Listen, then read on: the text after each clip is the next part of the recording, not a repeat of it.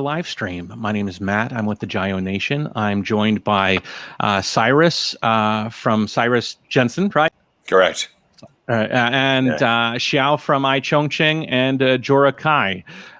Today we are discussing a book that Jorah just finished, and I thought, I was approached by iChongqing to see if maybe we could put together a bit of a discussion about it. It's kind of an interesting book. I'll let Jorah describe it, but we live in an interesting time in this pandemic where we are approaching the fall. We're seeing the potential for rises in countries in rates of infection. We've learned a lot from the first wave, and in some countries, the continuation of the first wave. And we have had all of these personal experiences. Everybody in the world has had a personal connection to COVID-19. And so Jorah shared his personal connection via this book, and we're going to go through the book. We're going to talk a bit about it, and hopefully we'll have an interesting little conversation / debate. If you have any comments during this or anything you might want to add, or even sharing your own personal story as we kind of go through this journey of Jorahs, then go ahead and share it in the comments section. So first of all, I'm going to introduce myself, and then we'll go around the round table. My name is Matt. If you don't know me, I run a YouTube channel called the JaYoe Nation. If you're watching this on Cyrus's channel or iChongqing, we're streaming on multiple platforms, on Facebook and YouTube, on JaYoe, and then Cyrus's YouTube channel, iChongqing's YouTube and Facebook channel as well. So I normally travel around the world. So I spent the virus period kind of bouncing between China and then over to United States just before they did their lockdown, and then back to China right as they were locking down. So that's my little experience. I'll pass you over to Cyrus, and you tell us a little bit about you and your channel. Absolutely. Hi, everybody. My name is Cyrus. I want to welcome you to today's live stream. And I run a channel here on YouTube, and my thing is really blogging about China, talking about its role in society today. So, I'm a former China expat. I lived there for over 10 years in the city of Shanghai and Hong Kong. Lived in about 10 years in China. So anyways, I've moved to Canada now. I'm based here, and actually I have a marketing company that we focus on doing Chinese marketing, things like that. I usually travel back to China at least a couple times a year for business. So we were scheduled to go back this summer in July to Guangzhou, where my wife's family is from. That, of course, was canceled. So we were able to just stay here in Canada, throughout the entire COVID, epidemic. So, yeah, I'm excited to share some experience of what the Canadian community has done. Specifically where I'm at, it's very interesting because we have a very large Chinese community, and I think that's really helped us, get ahead of that curve. So I'll talk more about that later. But very happy to be here. I think we're going to have some really interesting perspectives. Obviously, hear this wonderful book, and we're going to have a great panel tonight. Sounds good. Xiao? Hi, hello. So I'm Xiao. Actually, I'm from Chongqing in China, and today I'm here. I'm very happy to be here, and I have an opportunity to talk with this COVID-19 related experience, as also Kai's book here with all of you participated and our audience all here. So I actually work for iChongqing, this news platform based in Chongqing, this city, and we have YouTube channel and Facebook, Twitter, and you can all find us there. We are actually covering the news about what's going on in this big city in China, which holds like 32 million people. And of course, like during the epidemic time, we have been working day and night. Actually, our whole team is covering the news on the COVID-19. So have people abroad, like English news, English platforms. Yeah, we are, and to inform the people from abroad to know what's going on really here, like in a big city in Chongqing. And Kai actually is our kind of we can say colleague, and we're happy actually to see his book now already published, and more people will just read more about what's his from his eyes, what's going on, what was going on during COVID-19 time. So I'm here. So today, happy just to share my experience. All right. Jorah, tell us about yourself. Hey, my name is Jorah Kai Wood. My friends call me Kai, but Jorah is also okay. I'm former music professional. I used to be a DJ and a music producer back in Canada for many, many years, traveling around, playing shows with a band called the Root Sellers.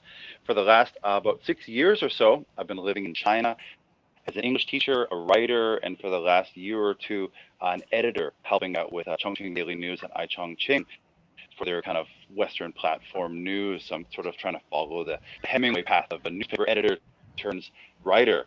And that put me right smack dab in the middle of this whole Chongqing lockdown and the China lockdown. And it's a very interesting place to be. Tell us a little bit about your book. Now, you wrote this book. How did it start, and how did it sort of progress through?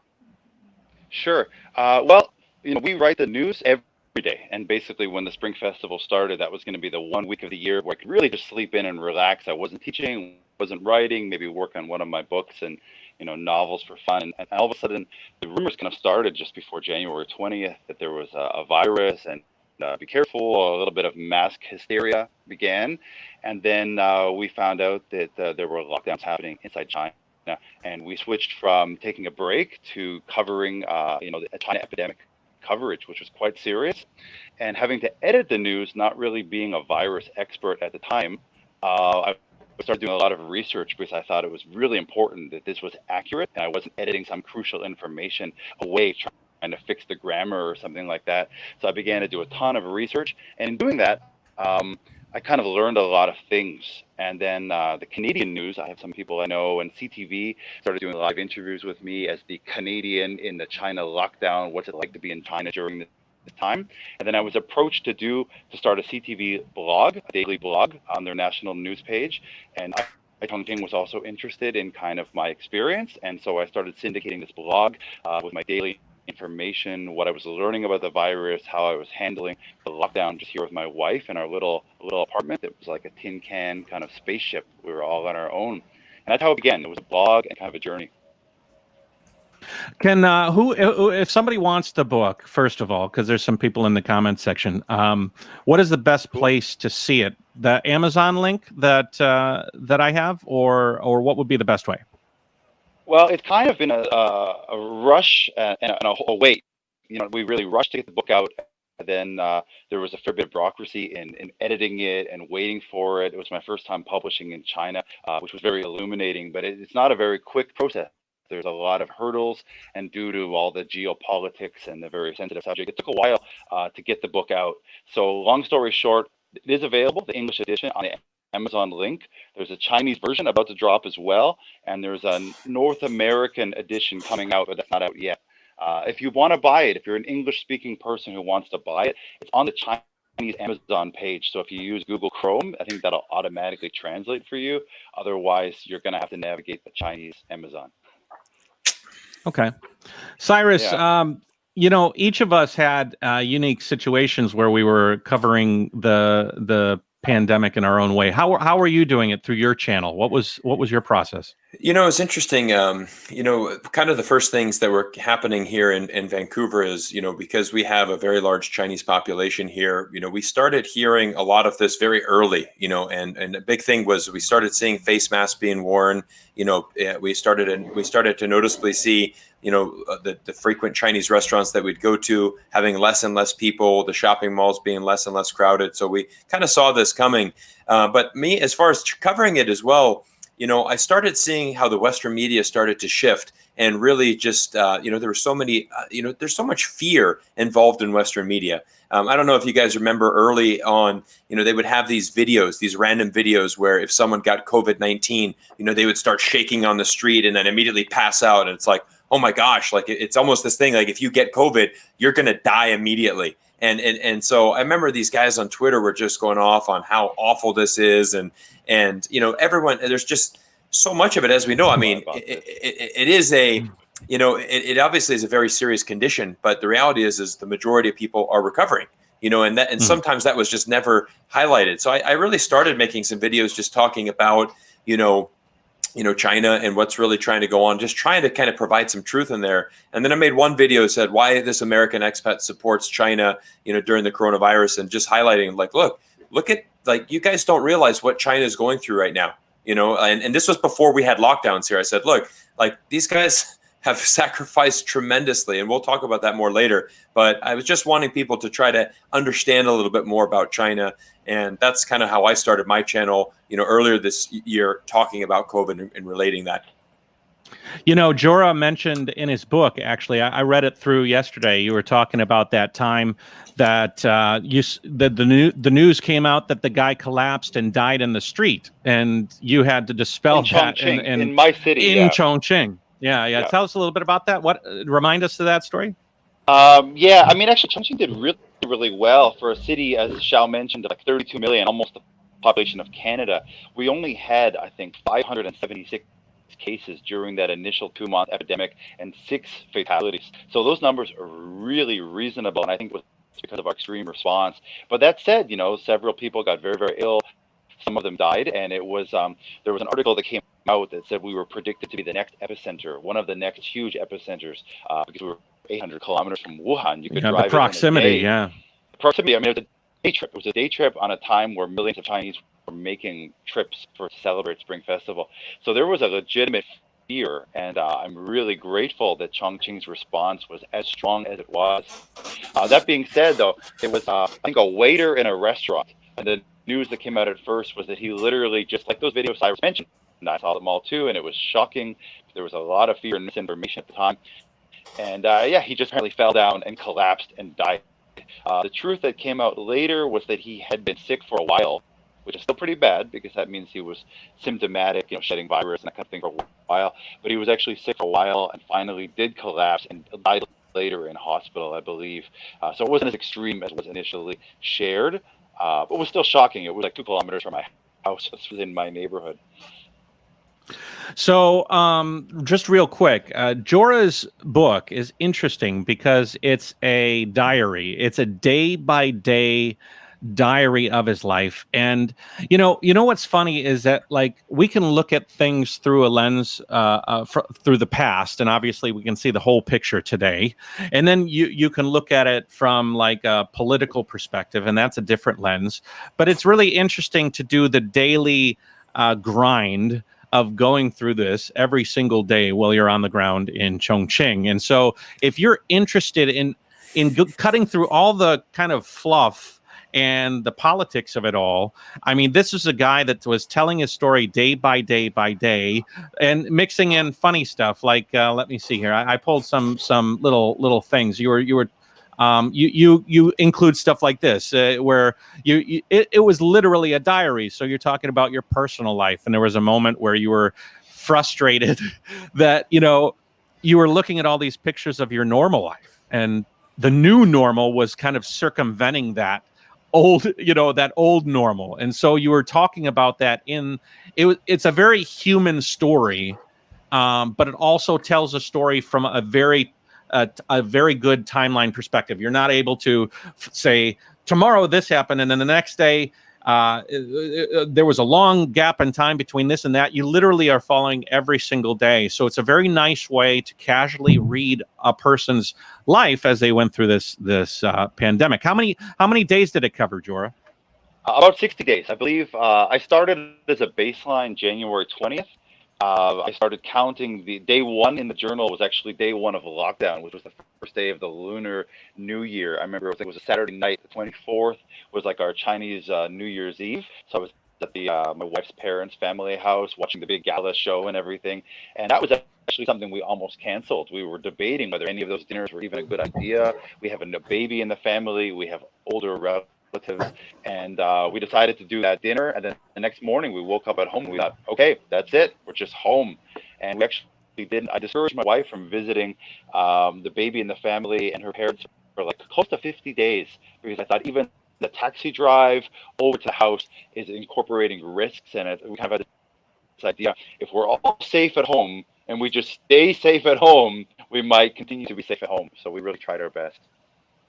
Cyrus, it's funny. I was talking to you yesterday, and you were talking about how your life, even though, like, what would you say Canada is percentage-wise normal, or where you're from, Vancouver, is it 80% normal? Is it 90% normal? Would you say you're 95%? Oh, I mean, yeah, pretty much. I mean, where I'm at, I live in Richmond, which is, if you've ever flown into Vancouver, that's where the international airport is here. And yeah, Vancouver, Richmond, I mean, I'd say 85%. I mean, you're just going to see signs saying, let's keep the social distancing. I mean, restaurants, they're going to have certain tables are going to be X'd, so they can keep some distance. But I mean, shopping malls are busy. I mean, we're on a mall on the Saturday, Sunday. It's busy.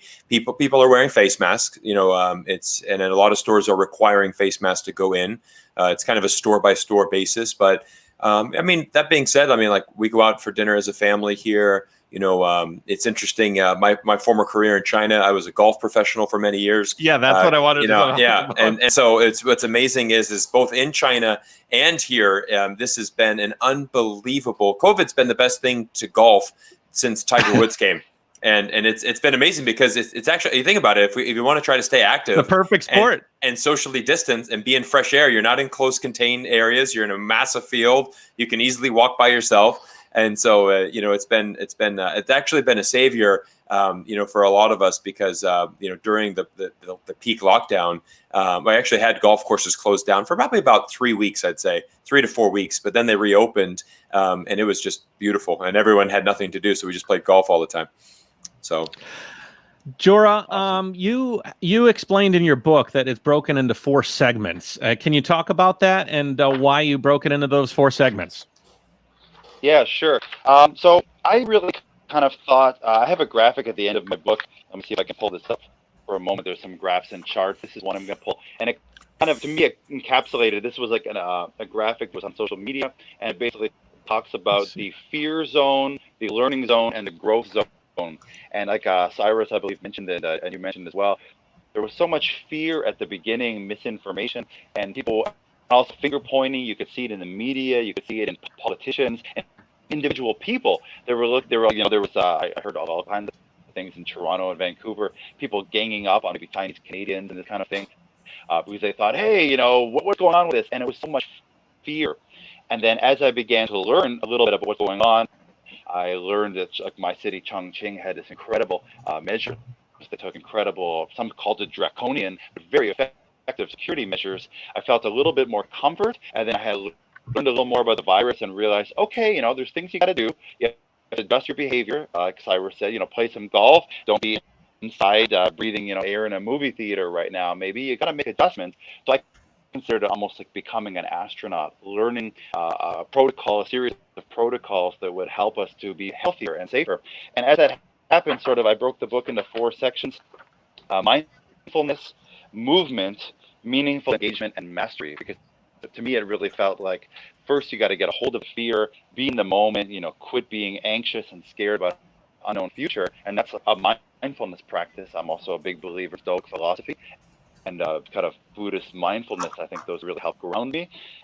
And then there's the movement section where everyone's gaining 30 pounds, eating ice cream, late at night, just watching TV and freaking out. So getting that exercise, playing golf or going for a walk. I did some martial arts up on the garage in the sun some days, just trying to feel my body. My wife was taking an online salsa dancing class that 10,000 people around China were signed into. And it was really important to kind of establish a new normal and a new baseline that had all of the healthy aspects of a day, even if we're locked inside.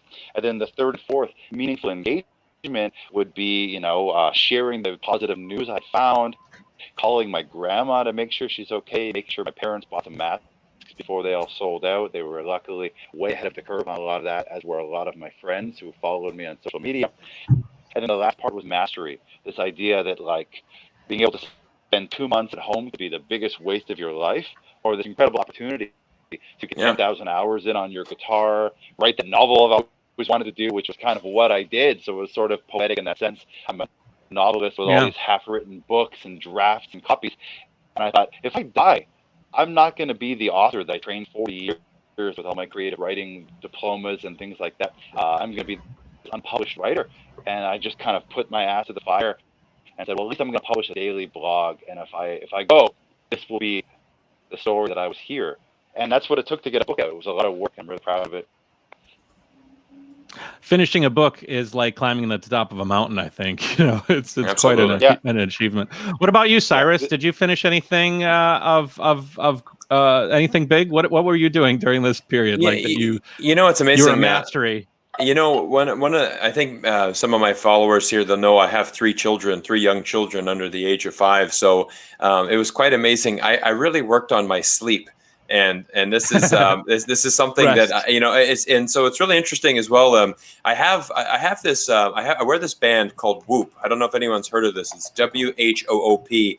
It is it's a band that's used by a lot of athletes around the world, and this company has absolutely exploded during COVID, because what's really interesting is it tracks everything from how much sleep you get to your heart rate, to your resting heart rate, to your heart rate variability, all of these things. But basically every day that you're active, it will give you a recovery score, so if, based on yesterday's strain and the 6 hours you slept last night, on a scale of 0 to 100, you are recovered this much. Now, what they did is they started monitoring your respiratory rate.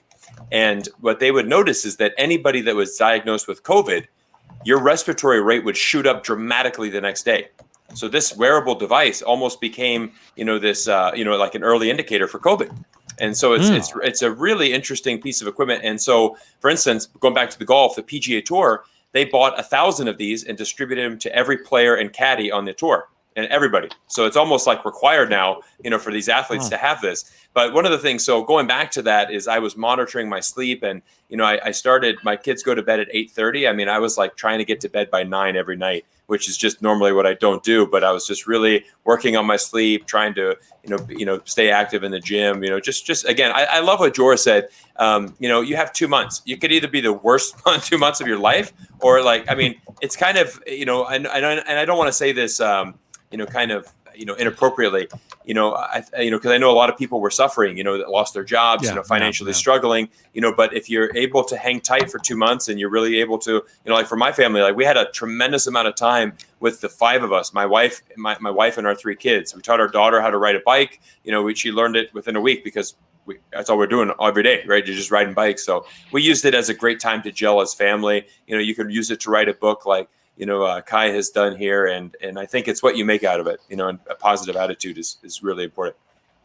Xiao, let me bring you into the conversation a little bit. Talk to us personally. What did you do during the initial 2 months when it was a total lockdown? Were there any things that you did that you were able to accomplish some goals that you became a master at, or enforced your mastery on something?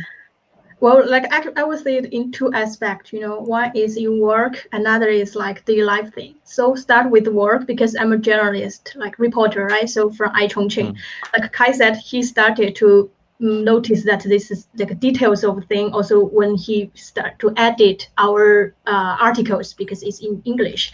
So that's actually at the very beginning when the news come out. Our responsibility it was covering the whole news, what's going on in the city, and it's so much. And we are actually, most of us stayed at home during that 2 months. But it's like we need to to reach out for more people and reach out to these different departments to see what efforts they have done and how the situation in Chongqing was. So we are updating a lot of news, writing and interviews a lot during that period. I was thinking we really work twice over the time, I think, compared with normal times. Yeah, it's almost like you guys were essential workers. I mean, journalism and news and healthcare, it was all things that people were craving, and that was important for people's daily life to stay informed and healthy. And I mean, I would imagine a third of that would be food delivery in China. That was the ultimate. Definitely. Yeah. So for the work thing, you asked me to go. Actually, during that time, the traffic to our website, to our social medias, is really grow a lot, because we offer many first-hand information. So many people overseas come to visit our website or YouTube channel like this to get to know what's really going on, because these footages is not everybody can easily get unless you are exactly here and working on the street like that.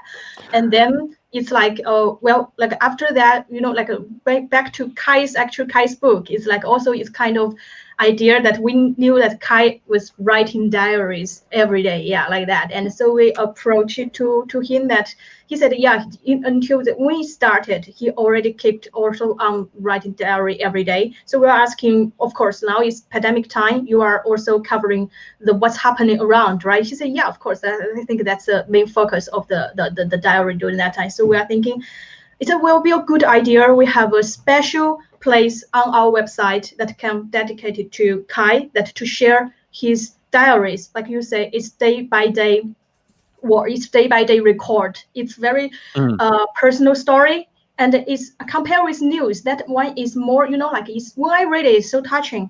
It's like that's exactly what's happening around, and it's because through his life, that it reaches different aspects of the society, different roles of persons, and different, like environment like that.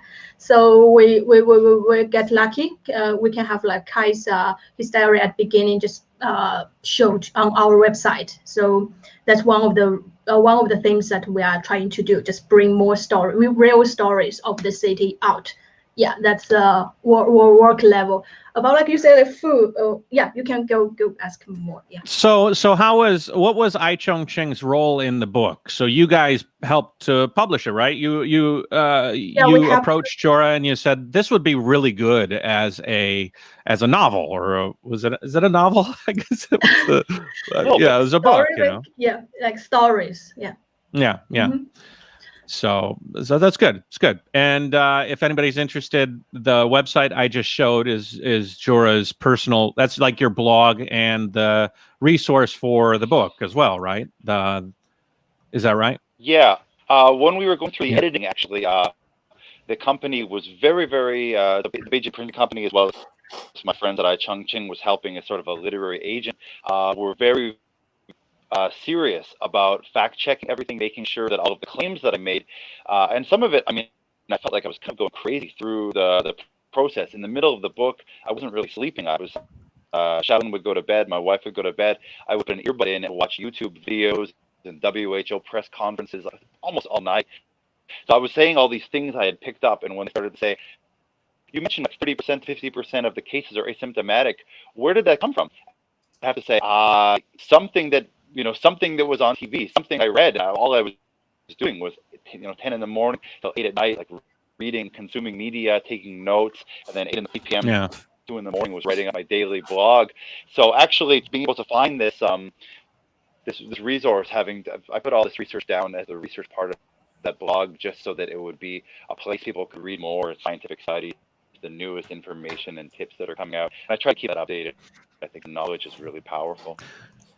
Cyrus, where were you getting most of your information during this period? Was it coming from YouTube, or were you like me? I was engrossed in YouTube. It's just nonstop. But I'm curious, where were you? Actually, Twitter was more of a resource for me. Because I find Twitter is such an interesting social network, because I find that there's just pure gold that you can find on there, but there's a lot of toxicity as well. A lot. So you have to really weed through that. But that's also, the problem with Twitter and a lot of social media as well is, you have, some people that have very large followings that really don't understand the situation at all. And, and that's really, I get very personal when people start attacking, China, and the reason for that, very simple. My wife's from China. I lived there for 10 years. I have a passion for the country. And when they're saying stuff that is just, that is false, it just really gets me stirred up, and I want to and that's kind of how I started this YouTube channel, because I was like, I want to be a voice that can actually share some light on that. And, even here in Vancouver, we had some, generally speaking, Canada, much less racism than you'd ever experience in my home country of America, but we saw, let's say like a 500% increase in, hate crime against Asians, in the first couple of months of COVID. But that 500 increase might be like, okay, there was 2 cases last year and now there's 10, so it's not like there's not a large number, but percentage wise, it's a huge increase. But, I had a situation where, somebody had said a very racist comment in my vicinity, just talking about, it's like, oh, it's the damn Chinese and they're eating all this terrible food. It's like only Chinese, because, they can't afford to eat anything else. So they got to eat, and it's like, really? They can't afford to eat anything else? Like, and then the worst part, he's like, don't worry, I can say that my wife's Chinese. And it's like, oh my God, golly. it's like my wife's Chinese as well. Like it doesn't give you the pass to be, arrogant and rude. It's just terrible. And so, and it's a tough situation. So I was finding and again, connecting with people on Twitter, YouTube that are on the ground. And that's why I always encourage people, you got to be on the ground or have had experience there to really be able to be knowledgeable about this. Jorah, you were putting yourself out there extremely personally every day in a diary that was being picked up by media all over the world, being used in news broadcasts, being interviewed. Were you getting? I gotta imagine you were getting pushback from certain groups of people that were just saying you're promoting propaganda, or you don't know what you're talking about, or shut the hell up. What kind of stuff were you getting from the world pushing back on your stories as you were sharing them? Yeah, quite a bit, but also quite a bit of positive feedback. And it was that I felt like this was definitely worthwhile to keep going. I mean, just in terms of doing the journal, when I used to do music and I used to work with a childhood friend, Il Gates, who's one of the reviewers for the book, very popular guy. We did a lot of music education, and we said, to write in a journal every day is the best way to be more creative, because you put all your thoughts and fears in a place, and then if you're worried about something, you let go of it. It's in the journal. It's got a place in space-time, and your mind is clear to move on. So for me, the journal was a really healthy outlet. And I could have kept it to myself and just wrote on my computer and not published it. But I felt like, moving into a place where the knowledge comforted me, and knowing there were things I could do gave me a feeling of agency. Whether it was like, okay, I've been to Burning Man. I've got a bunch of, masks and respirators and stuff. And when there was a worldwide mask shortage, having these things was a boon, was suddenly a plus. I'm a bit of a gadget person. I had all these gadgets. I got an air purifier because my wife had some allergies before. And I realized, okay, HEPA filters, air purifier can clean the air. All the little things I could do, getting proper sleep, boost your immune system. I mean, not having enough sleep cuts your immune system. So like good diet, good sleep, good exercise, all the things you can do gave me this agency. And I thought, well, if this makes me feel better, I want to share it with the world. But I had friends in Chongqing. I had a friend who said some of his family were nurses and doctors, and he said, "You're a writer. You're not qualified to talk about this," and actively was trying to shut down. He got really angry. He just thought, you're not the right person to be telling this story, and took it really personally. Got really mad at me. I had a friend who worked with like CDC in Canada that was literally saying, what is your background? English literature, creative writing, not science, right? Yeah, you're a great writer, but maybe you should stick with fiction, because this mask hysteria that they called it. He said, quit telling everyone to wear a mask. We're washing our hands. That's good enough. And for months, I had tons of pushback about telling everyone, you just got to wear a mask. This is what's working in China and in the West, especially in Canada, because I'm Canadian. There was a ton of pushback. But on the other side, I had emails. I had tons of emails from friends later when the lockdowns came, and they said, my mother is 74. She's immunocompromised. We got her 3 months of canned food, water supply, a bunch of masks before everything sold out in her town. And we were totally comfortable and relaxed because we were early adapters, because you were an early adapter. And I was able to think, okay, being able to send these ripples of positivity really, really helped the people I know, my family and friends, to be able to also be a sense of calm in their vicinity as well. So I felt like that was a really good thing I was able to do. I think all of us probably have that experience, right? Yeah, for sure. Before I go on to Cyrus and Xiao on that, you talked about in your book, I pulled a section out. I'm sorry, I'm going to cover you up, Xiao, but she's still there. She just covered up with words. But there was a segment, because you're sharing stories of things that are in the news and also personal stories. You say an unidentified man wore a gas mask onto a flight from Dallas to Houston. He was removed from the airliner after other travelers got upset and panicked. Again, it only seems like people's feelings are more important to authorities than public health, and that disappoints me. You can't guarantee the guy beside me isn't sick, then let him wear a mask. I project in a few more years, airlines will start using, and you went on to talk about a bit of airline safety in the future. But yeah, I mean, it was I remember those periods of time and how unnerving it was, understanding the value of a mask, understanding how important it was, seeing it in use, not only for the fact that it's going to protect you from excreting, expelling as much viral load or taking in a viral load, but it's also a minder. It makes your brain think, I've had this safety item on my face. I should be safer, And so it was funny, during your diary, you were seeing these things. And meanwhile, people were like back to that original comment where how did you affect people's lives? I had people that were contradicting the media by listening to me, and they were actually saying, Matt, you're on the ground. Thank you. I went and I got more supplies, or I convinced I had one person who took his entire office. He was a boss of a company, and he took his entire office offline or online. He said, go home, work from home. It was like 100 people in his office. And think about the effect of that.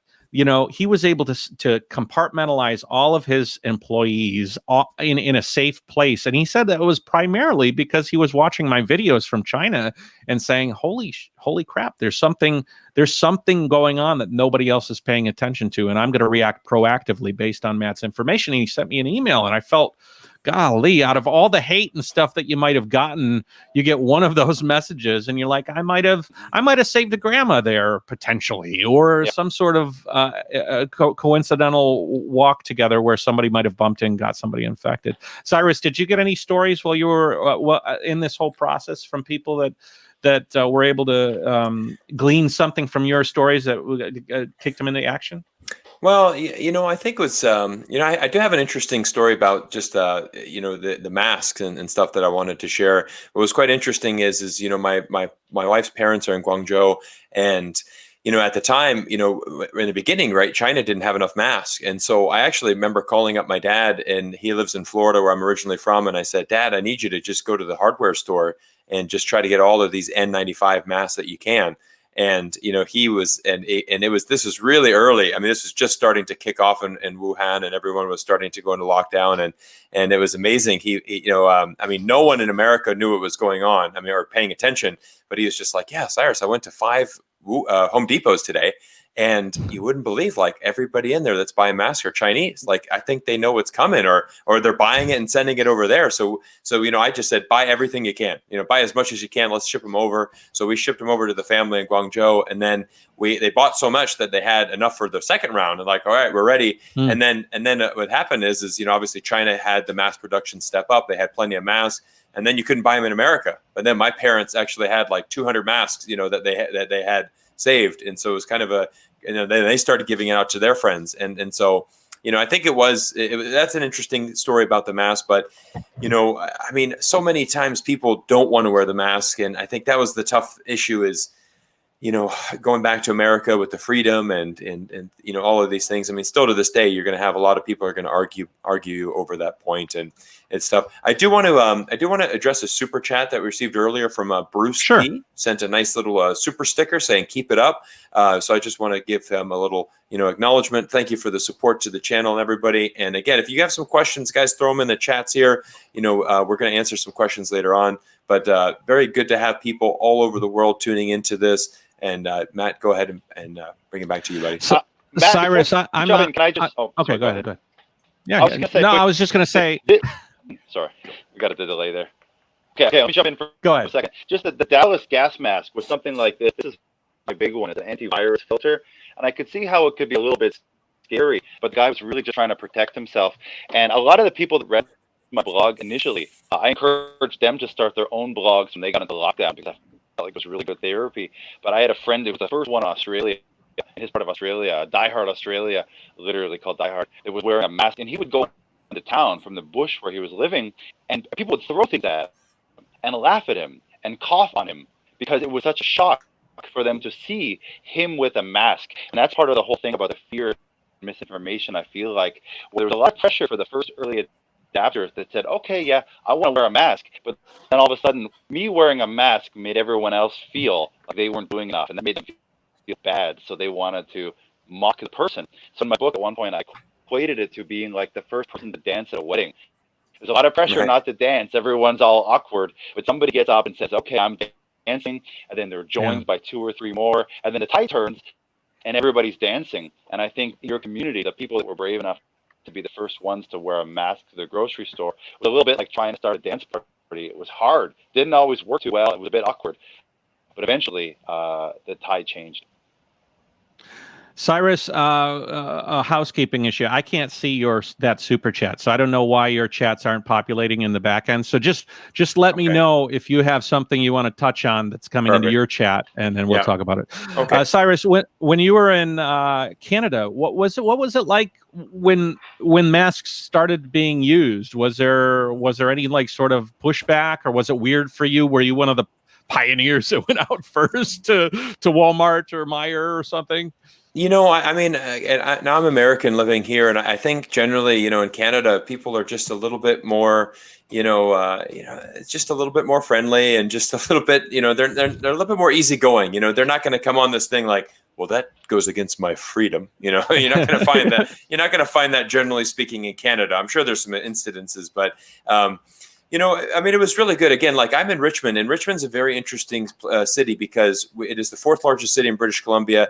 It is, predominantly, Chinese here. There's a very large Chinese population, well over 50% of Chinese here. So I actually made a video about this on YouTube highlighting, why British Columbia, specifically Vancouver and Richmond, why they did so good in getting ahead of COVID. And I said, the reason why is because we didn't have to flatten the curve.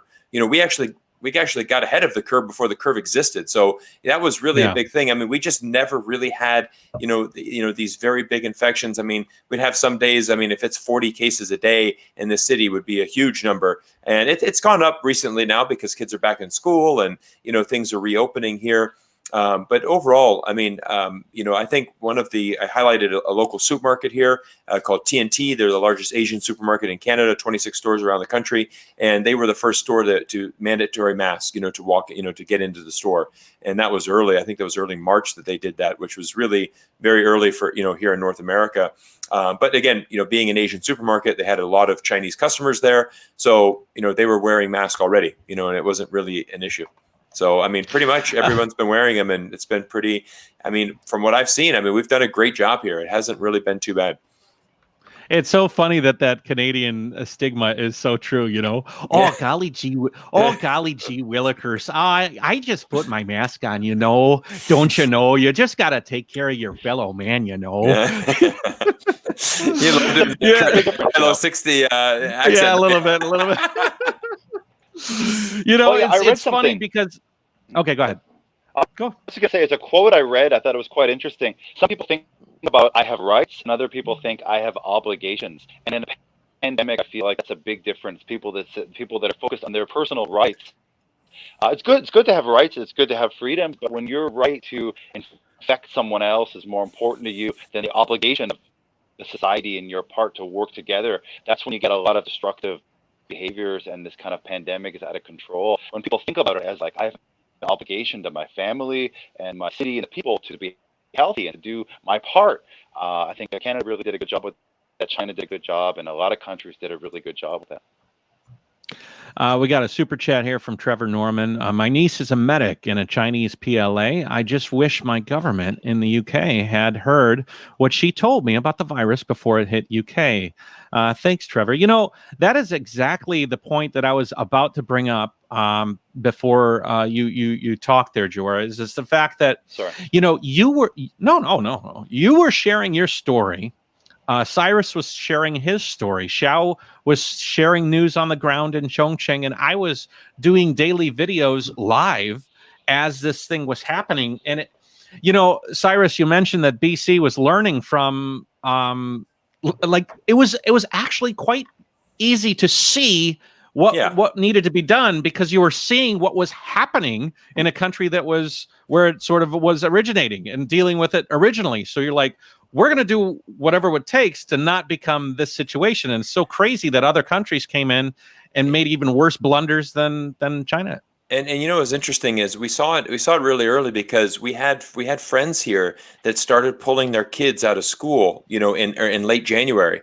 And I have to be completely honest. I was just like, come on, it's getting a little extreme. Like, I know there's a virus kicking off, but we're in Canada. We're probably going to be okay. Maybe we'll get a little bit. And they're like, oh no, it's going to come. Like it's like we're definitely going to be more precautious over this. And I think that's also one of the things that we can talk about is just basically that Chinese mentality. I love what Kai said there. Is this a right or is this an obligation? And I think that's one of the things that I want people to really understand more about China is the fact that obviously in China culturally it is more about the community. And again we talked about this earlier, Matt. Where Chinese people were saying, look, I have one chance to go home. I get you 1 week holiday. 51 weeks I'm working, I get 1 week off, and this is my time to go home. However, there's a virus kicking off. I'm not going to go home. I'm going to sacrifice that holiday because that's what I need to do for my country and my community. And that was amazing. To hear stories like that. And that is just shows again, China had a very short term pain for long term gain, and that is a huge difference. And they were able to do that. And we just did not see that happening. I have a friend that's in the UK, and he just told me that they're going ready for lockdown. So he said, yeah, the government's announced that today's Monday. Okay, starting on Saturday, these flights from the UK to travel to the UK to France is now going to be banned. So everyone's like, first thing, let's go to France. Like where they're going to ban it on Saturday. So we've got 4 days of holiday. Let's get there, enjoy it, and then come back. And it's like, well, that's not really how it's going to work, guys. Like you realize you'd go and then bring it back with you. That's and I guess on the UK government, you need to do that overnight, right? Because that's the only way that you're going to effectively lock it down is to just do it starting now. Not give them 5 days a head start. We saw that actually when I think Wuhan had a 1 day or 8 hour window when they were going to be at 8 p.m. tonight. We're locking down the city, and a ton of people went on their vacation early. We saw with Lombardy in northern Italy, everyone rushed to the south. And I think the quarantines and the lockdowns have to happen under the radar because people just don't get it. A lot of people, some people get it, some people don't get it, but enough people say, let's flee under the radar, and then it's like you're spreading the virus. That's not what you need to do. Just to let you know, in all honesty, I was one of the guys that jumped out. I left China. That's good. I know I was going to get shit for it in the comment section if I didn't admit it because some people are going to say it. But when we did go to America during the first day of the lockdown, it was like that last time that you could get into America. I was astonished because we were ready to quarantine. We were ready to do the 14 days. We were ready to do all these things. And we were ready to be directed to do those things because it was the right thing to do. And it should have been the force of the American government to do it. But we walked literally right into America and literally went straight to an Airbnb and quarantined ourselves voluntarily for 14 days. Did the same thing when we returned to China, but it was not voluntary at that point in time. They actually put us in a quarantine hotel, and it was cathartic and actually nice to know that we were in a country when we came back to China that was taking it so seriously and so seriously. Now, Xiao, from the perspective of iChongqing, you were publishing news from inside the city. You're this media entity. What were you getting from the outside? What were things? Were you contributing information to the greater to the greater collective unit of journalism? And what were you seeing? Were you seeing any pushback from people that were saying what China's doing might not be so right, and we're going to do it a little differently? And could you give us some insight from that from a media company point of view? I'm curious. Okay, so at the beginning when the situation was really hard in China, like the feedbacks we got on our social media, many express their wishes and their prayers like that, during when time was kind of hard, so that is like it's quite touching, I would say, because many messages at that time we got is like prayers goes to China, hope you can be well very soon, like that. There are more pushbacks, doubt about the virus things afterwards, when the situation got easier here and got harder abroad. The not that nice comments there were. That's the same. From my point of view, it's like well, it's like kind of blame thing, you know, like going on, right? When China's got better and when the outside world is like undergoing what China has undergone. Yeah, but even during that time, you know, when the situation get easier here, we are, as media as us, and also I saw many like state media or whatever, like the English channels of China. What we did actually, we do put our experience, you know, also this content out. For example, like the prevention handbook, we translated into, we got Chinese one at first, right? And then we translated into English and we publish on our website. And also we also give this to other English platforms to share, because we want to, like, this is experience we have got, we want to share with more. And there are some measures like the different departments or people were taking, that we were collecting that information when the situation here was better, and we try to share with broader audience when when the world is kind of under hard way, under pandemic. Yeah, but still, yeah, there are good comments, but also bad ones. Thank you. Just real quick, for those of you that are just joining, my name is Matt. I'm with the JaYoe Nation. We're joined by Cyrus on his YouTube channel, Xiao from the iChongqing Facebook and YouTube page. And we're talking with Jorah Kai, who is the author of a series, like a diary series that's put into a book. Basically, his entire pandemic period, he created a journal, daily journal, and it infuses his personal life, the news of the day, local kind of goings on. At one point in time, Jorah, you mentioned that lockdown was just happening, and you were kind of losing the idea of what a normal day was, and you heard some people playing outside, and tell us about that, because I mean that was squashed pretty quick, eh? Yeah, I remember the morning. It was all of a sudden like the sun just came out, parted the clouds, a ray just shone right into my bedroom. The dogs crawled over to it, you know, and sat in that sun ray. A moment later, there was children, balls dribbling on the ground, children screaming, and it just felt totally normal for a minute. I thought, well, maybe the last week has been a dream. Like this, just maybe things I can just go outside and sing and dance and play and just be a normal person. Then this loudspeaker came on. And I don't know if it was my school, the campus I live on, or the street, and the local government or whatever. But this voice kind of came on, like this authoritarian, like, "Hey, everyone, it's unsafe. Go back to your homes." And it just felt like really shocking again. That like sort of moment of sunshine and play. And then the voice came. Everyone sort of went back inside, and Shaolin and I went over up to. We had a parking garage that was sort of isolated and distanced from everyone. We were able to kind of view over kind of the hill we were on and see some people walking around below, but it felt safe, and we got a bit of sunlight, did a bit of salsa dancing and that kind of thing. But yeah, it was quite strange, really quite strange. If I can say one thing about information quickly before we jump on, yeah, I feel like it's really interesting. Of course, you know, iChongqing, we worked really hard to get the information out. I think there were many heroes around.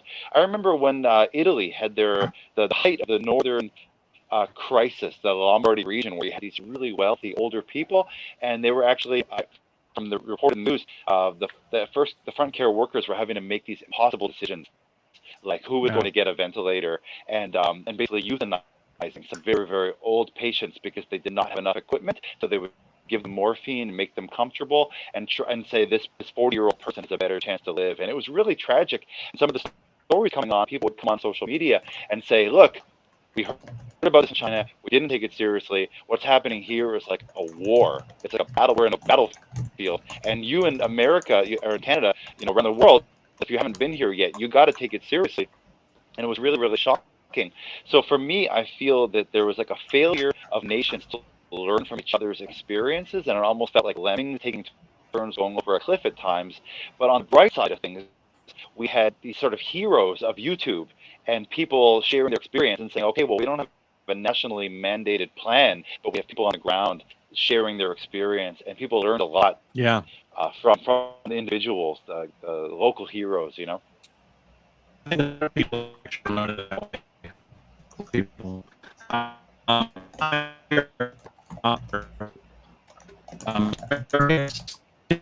Nope.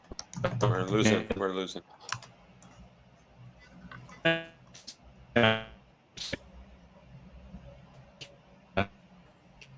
we're having some technical difficulties.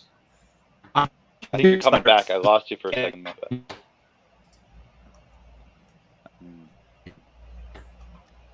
All right, we've lost Matt currently.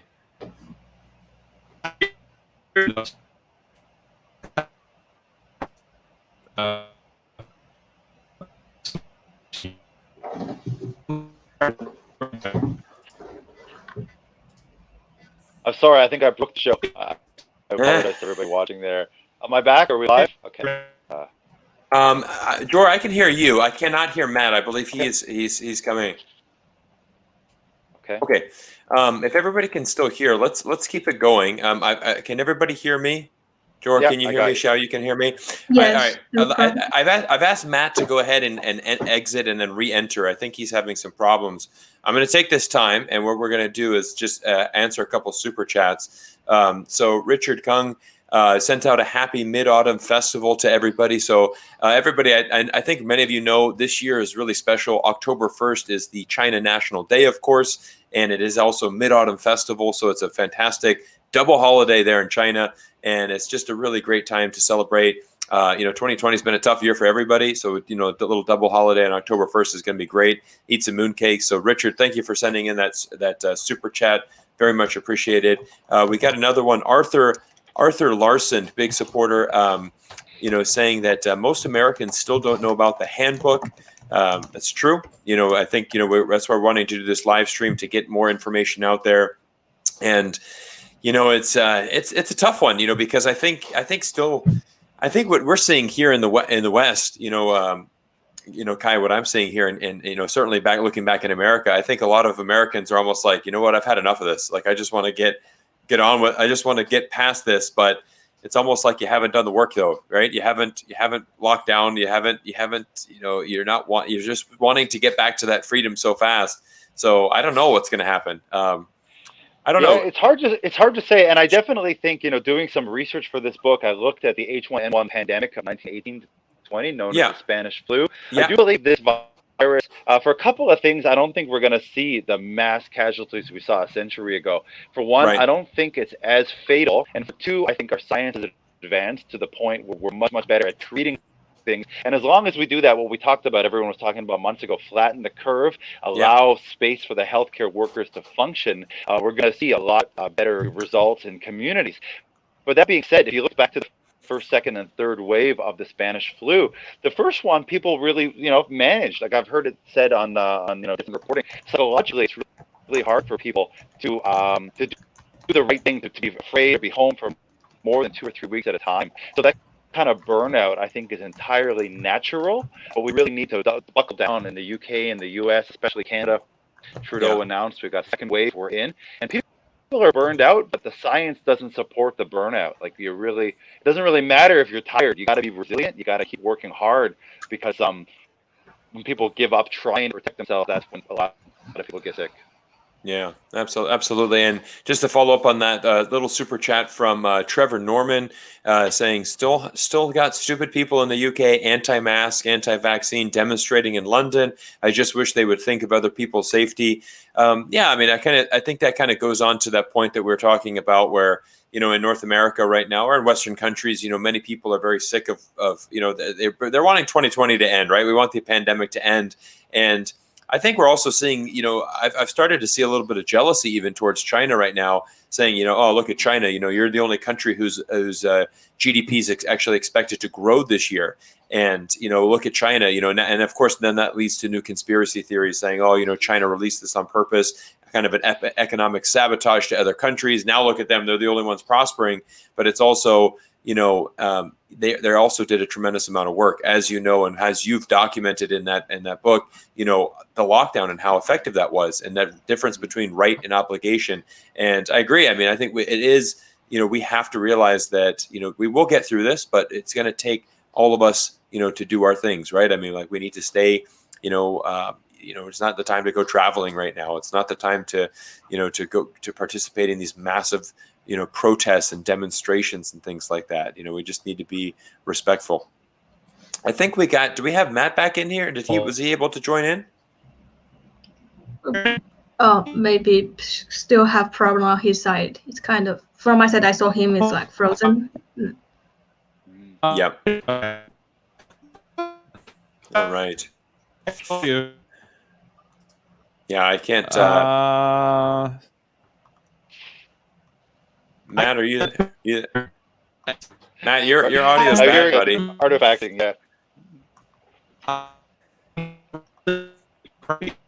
Okay, you know what? Let me continue, Matt. You keep trying to. If you can hear me, Matt, you could keep trying to work on your audio. I've got another super chat that we're going to answer here. This is from Ray, just sending a little, support, a little sticker saying you are amazing. So Ray is also a big, contributor and a big supporter of my channel. So just want to say thank you for that. And it's just so good to have everybody here tonight, to come and talk about this book. Let's do this. Kai, do you want to add anything, or do you want to start taking maybe some questions from the group?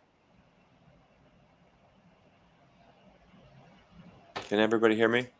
I can hear you. I think. Okay. If I can say one thing, I think I'd love to. Oh, yeah. Yeah, go ahead. Kai, yeah. go ahead. So one thing I'd like to mention is, with all the misinformation we talked about is definitely alarming and upsetting, and different rumors and theories. So I think spreading of good science and good information is really, really important. We all have been working hard with our channels and blogs and various things to spread good information. One little victory I actually had, I have an Uncle Victor who was formerly ER surgeon in Vancouver for most of his career, and he moved to Victoria. And when I ended up writing my book, I passed my mask protocol by him because I was getting so much kickback from people, even people in Health Canada, and they were saying, quit it with the mask stuff. So I said, Uncle Victor, you're a doctor. I wrote this thing about why masks are good. Can you make sure it's right and everything? And he actually wrote back and he said, yeah, it looks really good. Add something about how it stops you from, not only does it prevent some virus, it stops you from touching your face, and that's important too. And then I said, well, Dr. Victor Wood, thank you so much for that. I'm going to send you my book, my blog, so you can read that too. And I think it inspired him to write a letter, because a week or two later he wrote a letter to Vancouver Sun and various other papers, and they published his letter basically saying, with all of these questions about what is enough with a lockdown, he would recommend everybody wear a mask, everybody stay home, close the schools for now, distance learning. He suggested very, very strong, similar to Chinese measures. And I think in the places that read his letter and places that followed that kind of thing, there was a really good result. And my mom got that letter, sent it to her friends, Minister of Education and PEI as well. And they're doing, in terms of all the Maritimes, very, very well. So I feel like all of us who were able to spread good information rather than fear and hysteria, really were able to help people, and that was really amazing. And even now, there's a lot of studies that have come out about vitamin D. There was a new study with JAMA that said you're 77% more likely to be in the hospital. Yeah. I lost you. Can you hear me? Oh, Matt's Am I back? Matt is back. I think, you know what? We lost Kai, and now Matt's back. So, Matt, did you have a super chat come in on your side? Because I can't see yours. You get enough just sun this one every day. from Ray.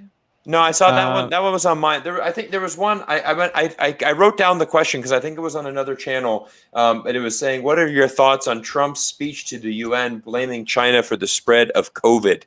Matt, do you want to answer that, or do you want me to? We can both talk about that. Well, I just think it's quite a deflection.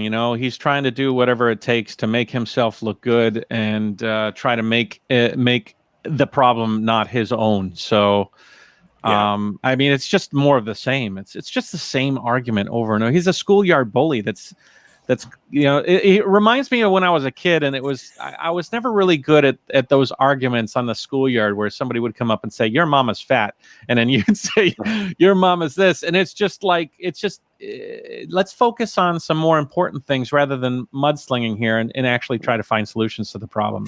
That's my opinion. I agree, and I think with Trump, as far as blaming China, I kind of feel that it's really his only card left to play. I mean, there's documents stating that the U.S. knew about this in January. I mean, they their intelligence. Gosh, you have to imagine the U.S. government. They're going to have these intelligent information available, and the president was briefed on that. And the reality was, I think a lot of it, with Trump, is one of the things that I pointed out in one of my earlier videos. He has such a loyal following in America. I mean, if you are a Trump supporter, I mean, you are Trump to the bone. You love him. Yeah. So I'm just saying, imagine if Trump would have just swallowed his pride and in March would have just came out with a mask. I mean, could you imagine if he just said, look, you know what? There's a worldwide pandemic. I think we should start wearing masks. I mean, that would have been amazing for America. It really would have curved. Having so many people that support Trump. I mean, they would do anything he says. But however, for months and months. I mean, I'm going to say it's 3, maybe 4 months until in maybe longer. I forget when he was. It was just recently, maybe a month ago. Trump finally wore a mask out to the first time, and it's really his only card left to play is the way that I would say it.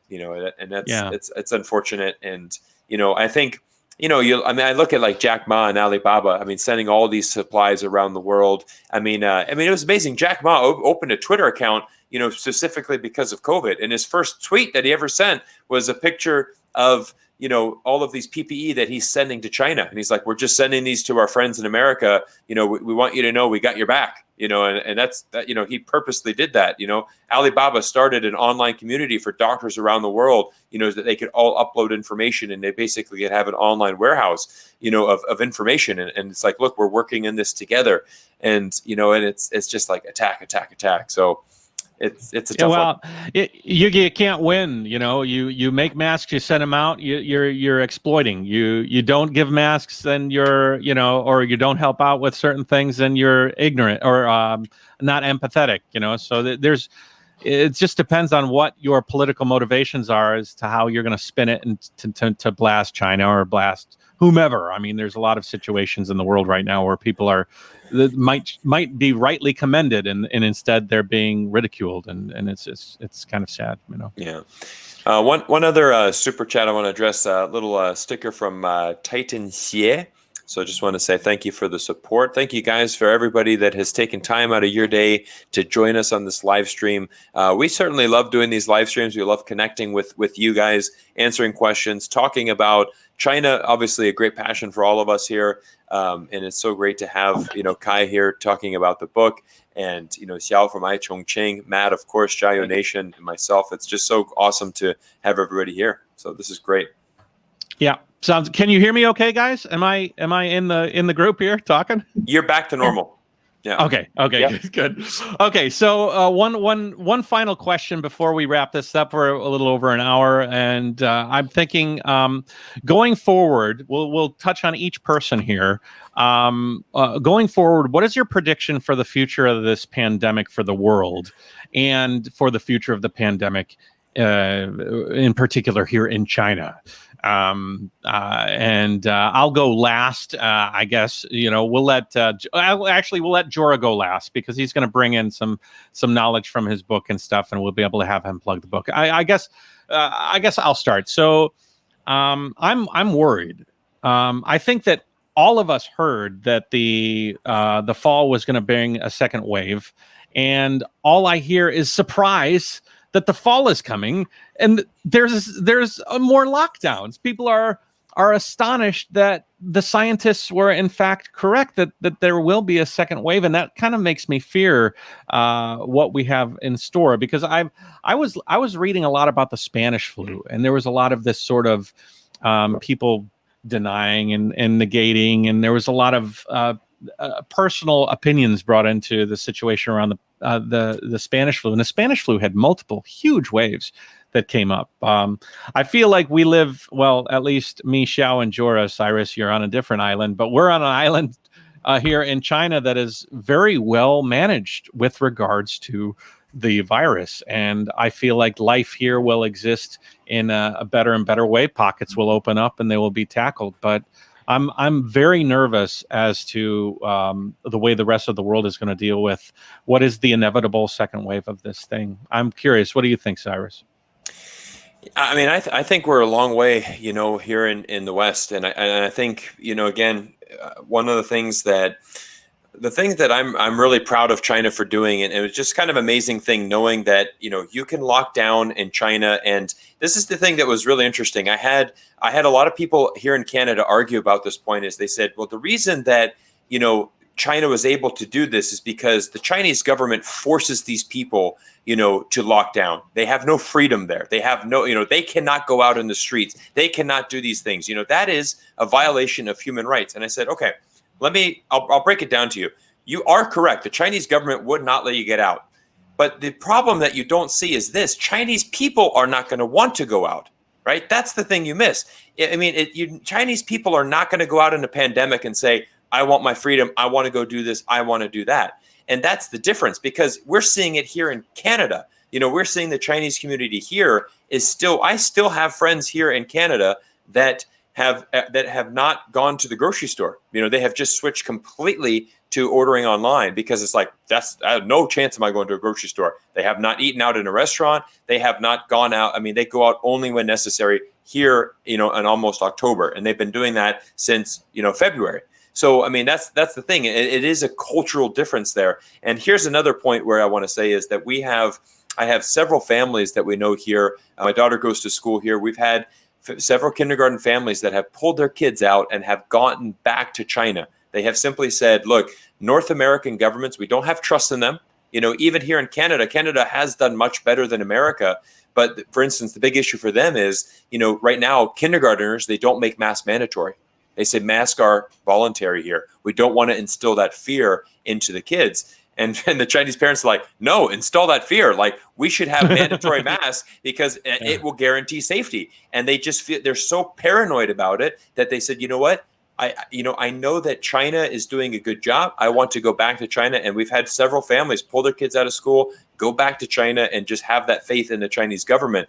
So I think that's where you're really seeing a lot of Chinese, they are going to trust, the Chinese government because, they instituted these lockdowns, but also it's culturally. I mean, you could say that they worry too much about it. It's to the extreme where no one wants to go out at all. But if you take that approach, you're going to be able to get through this much faster. I think, brighter days ahead for China. I mean, pretty much everything's back to normal, for the most part. So, I think in the West, we're still going to have to deal with this all winter long.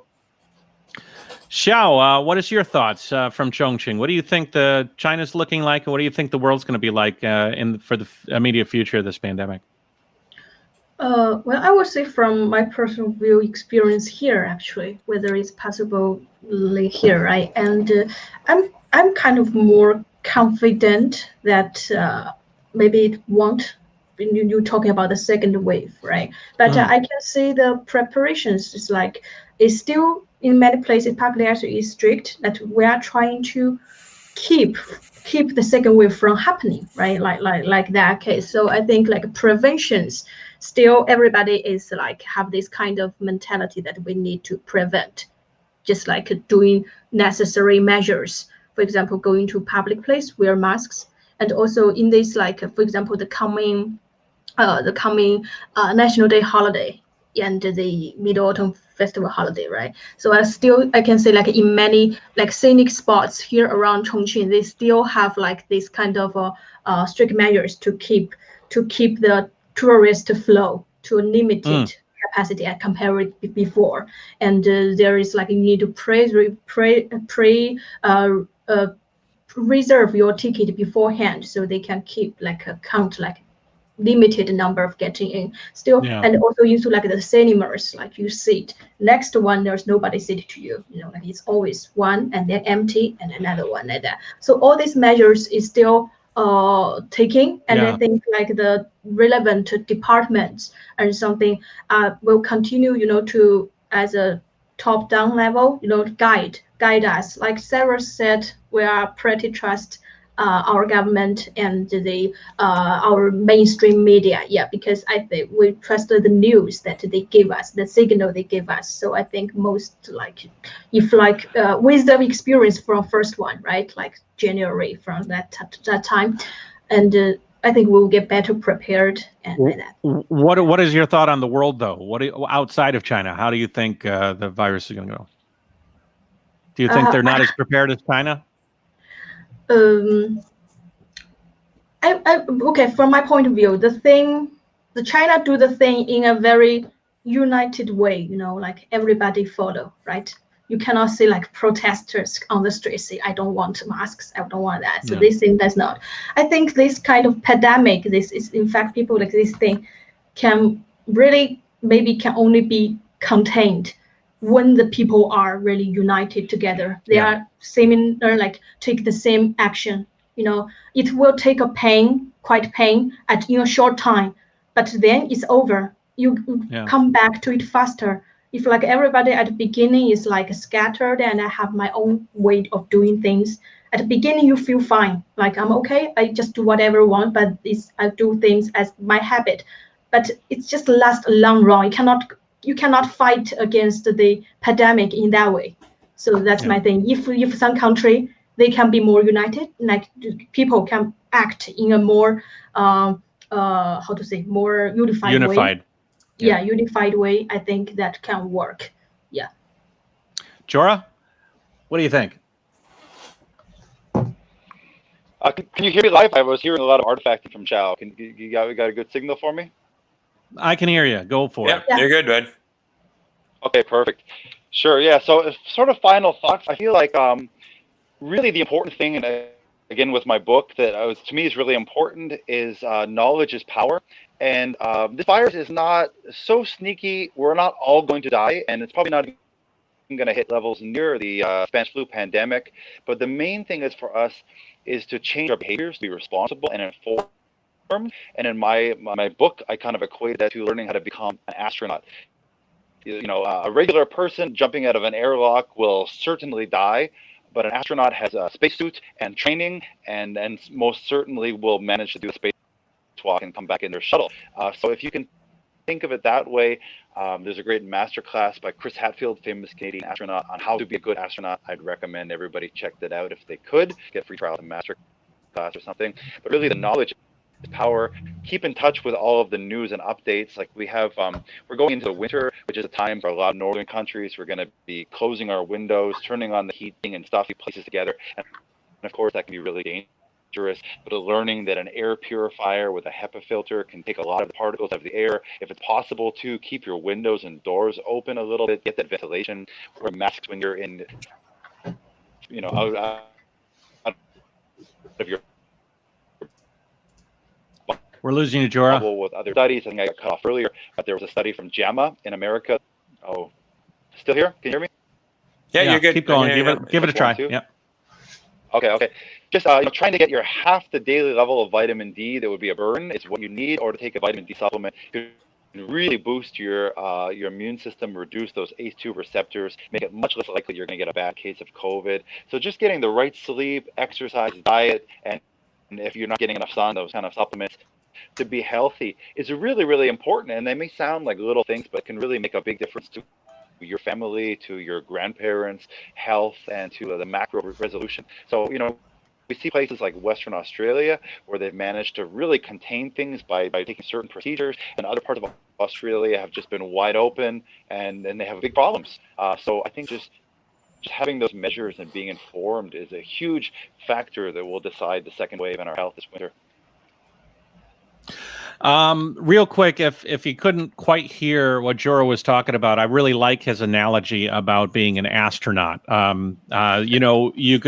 You could be flushed out of an airlock into space, and if you're not suited up like an astronaut, you're not going to survive very long. But China has provided everybody with the tools and the spacesuits and the things through experience to use, so that in case this situation does blow up in China, they can just open up their toolbox and they can suit up their astronaut armor and they can get through it. And if you're interested in Jorah's book, the links are down floating through the bottom of this screen. You can go to his website.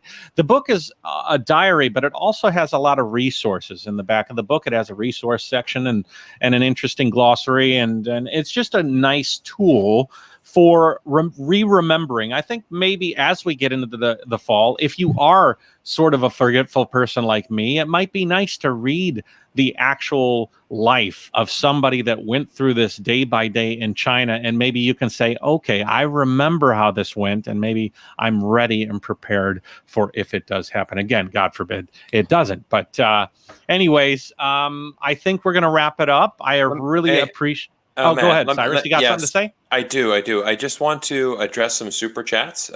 Yeah, sure. So we've gotten a few in. So click left. Can't stand that Trump repeatedly said China virus. So right, Biden called him out as racist and a clown. We've addressed that. I mean, obviously, don't support Trump calling it the China virus. There's a lot of reports now coming out that COVID was around the world, well before it went off in Wuhan. So I think there's just so much of it that we still don't know. But obviously, a term like that, very racist, and certainly leading to a huge increase in these racist crimes against Asians in general. Super chat from Win-Win. I want to say thank you so much for the support to the channel. We've got a couple more. We've got Yeehaw1 says, thank you guys so much. So thank you so much for joining today and sending in some support. Very nice. And then also ZYZY also sending in a super chat. So and thank you guys. JaYoe. Yeah, and then another JaYoe chat as well. So just wanted to address those super chats before we wrap up. And again, just thank everybody for taking time out of your day to join us. And it was just an absolute pleasure. So Matt, go ahead and lead us off or close us up. Well, that was good, Cyrus. Thank you so much, and thank you all for joining us. For those of you that don't know, we were all streaming together. So if you're watching on JaYoe's Facebook or YouTube channel, thank you for joining. If you're watching from Cyrus's YouTube channel, thank you for joining. If you're watching via the iChongqing Facebook or YouTube channel, thank you for watching. Does anybody have anything? One final thing to say before we sign off? I'm just going to say thanks so much to you guys. Okay, that was the worst. That was the worst thing from a moderator. Yeah, come on, moderator. we got a little delay. If I go quickly and leave you with Cyrus. Okay, Jorah first. I just wanted to say thank you, Matt. Thank you, Cyrus, and thank you, Xiao. It's been an absolute pleasure to be on the show, share the message, and we're all just trying to do our best to help everyone in this really uncertain, kind of dangerous time to have the best result they can, keep their mental health this winter, and stay healthy and stay active. So thank you so much for having me. It means a lot. I really appreciate the opportunity. Absolutely. You're very welcome. Absolutely. Guys, I'll go next. I just want to wish everybody a really great Mid-Autumn Festival and also a China National Day. I mean, it's a double holiday coming in October 1st. I just want to share this because I think it's really cool. The last video that I posted on my channel, we did a little moon cake, Mid-Autumn Festival moon cake, and I partnered up with Ping An for the video. On the end of the video, there is an absolutely amazing Mid-Autumn Festival advert from Ping An. It is so good. It actually, honestly, my wife and I watched it together and made us both cry. It is so touching, and it's just so beautiful because it talks about all the tough things that we've been through in 2020 and just how that bright moon, where you're going to have a beautiful bright moon on October 1st. And, that there's going to have a lot of hope for that. And that's really what I want to end. That's going to end for me is just saying, look, that's a Mid-Autumn mooncake extravaganza, right? Yes, exactly. Okay. So I'm sharing it. So okay, everybody's I just wanted to kind of send that one out just because it is it's a great video just talking about all the great things about this beautiful holiday and I think that's what we need is something to look forward to. And it said look the Mid-Autumn Festival, you have the beautiful moon. It's when times where families gather together. Maybe we're not going to do that as much this year because of COVID, but hopefully that full moon will give us something to look forward to. And I would just want to thank everybody. Kai, thank you so much for joining. It was a pleasure to read that book and to go through that, just to have the diary. I mean, it brought me back so many memories of my time here in Canada. And I just love your quote. You had those 2 months to, are you going to improve yourself or are you going to destruct yourself? So it is. Let's look at that real quick. So I didn't think we put it up yet. So yeah, anything we do before a pandemic will seem alarmist. Everything after will seem inadequate. Yeah, that's so good. Yeah. Very interesting. Okay, Jorah, Xiao, what do you got? Sign off? Yeah, it's like, thank you everybody for participating in this and this nice discussion, and also for the audience like watching and discuss like that. And one extra information is about Kai's book. I got a printed one. This one is already available on Amazon's Chinese market, and this overseas section will be out very soon. So if you're interested, this Kai's book can get from there. It's very nice inside. I just like Cyrus said, when read Kai's book, it reminds me of the special 2 months. Sometimes, you know, like maybe we're too busy at that time or doing this or what, or worry like that. And but this book really reminds us like the detailed things and related to our experience. Then it's special months. Yeah, I think we also will learn something from that already. So yeah, that's the thing. Thank you. All right, guys. Did everybody, Jorah, did you do the final sign off? Yeah, I think so, right? I think we're good. Yeah, thanks so much. I think we're good. Thank you so much. All right, thank you so much. If you're watching on JaYoe, why don't you go to my channel? Xiao and Jorah are both from Chongqing, and I just finished my entire Chongqing series. So I have amazing videos as I hung out there. I climbed abandoned amusement park rides, roller coaster rides. I went into the deepest sinkhole in the world in Chongqing. I explored the Three Gorges Dam, which is not in Chongqing but is near to Chongqing, and I was able to really investigate the area. Please take a look. It's I invested a lot of time in producing those videos and really enjoyed sharing those. So thank you very much. Enjoy your Mid-Autumn Festival, and we'll catch you next time. Sounds good. Thank you, everybody. Bye, guys.